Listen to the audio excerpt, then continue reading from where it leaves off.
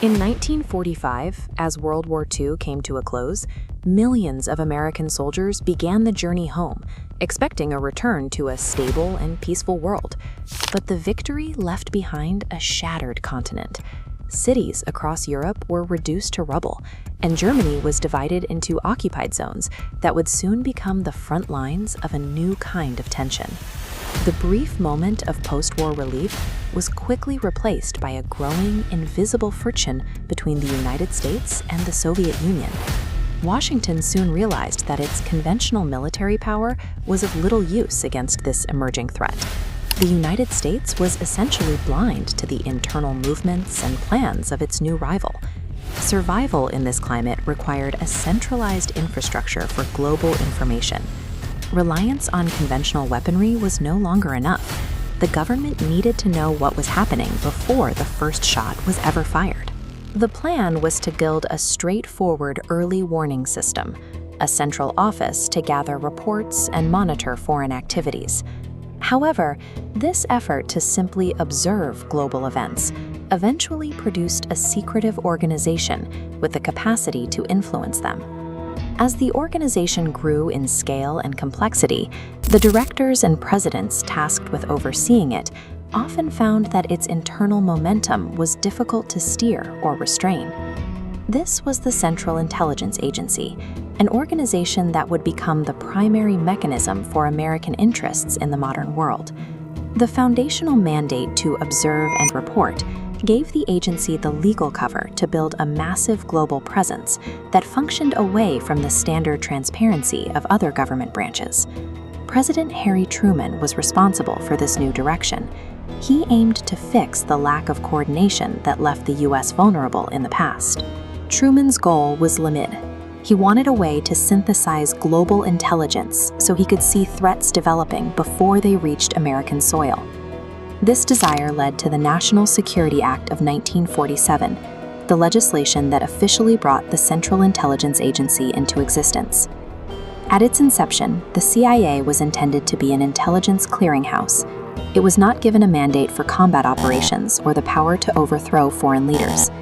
This original blueprint appeared to have clear boundaries, but the demands of the Cold War would immediately begin to stretch those limits. To man this new agency, recruiters looked beyond the military. They sought out the country's most capable civilian minds, linguists, scientists, and experts in cryptography. These recruits were trained in a culture of absolute discretion. Their primary instructions were to maintain anonymity and to question the motives of everyone they encountered.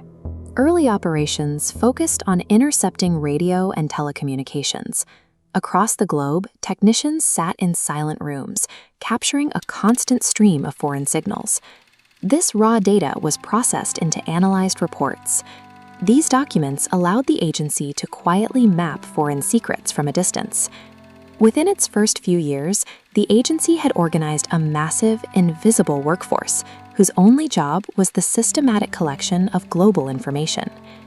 As the divide between East and West hardened, the CIA was forced to expand its reach almost overnight to keep pace with the Soviet Union.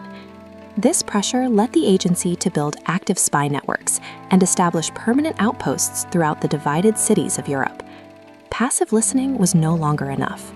The agency moved into active reconnaissance, utilizing specialized aircraft and field agents to monitor movements on the ground. The volume of information was staggering.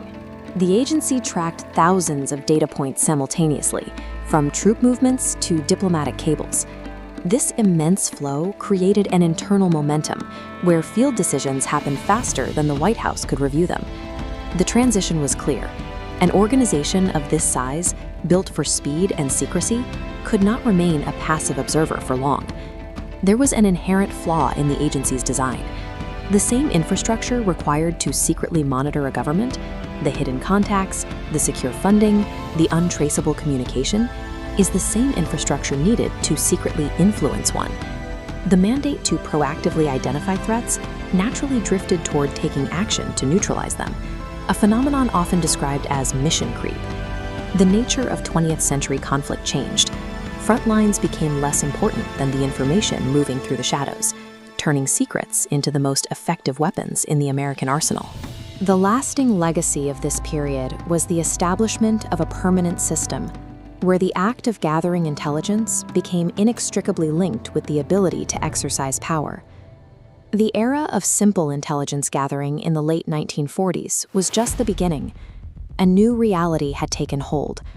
Thousands of agents were now working globally under a veil of secrecy, where their successes remained classified and their mistakes were kept from the public eye.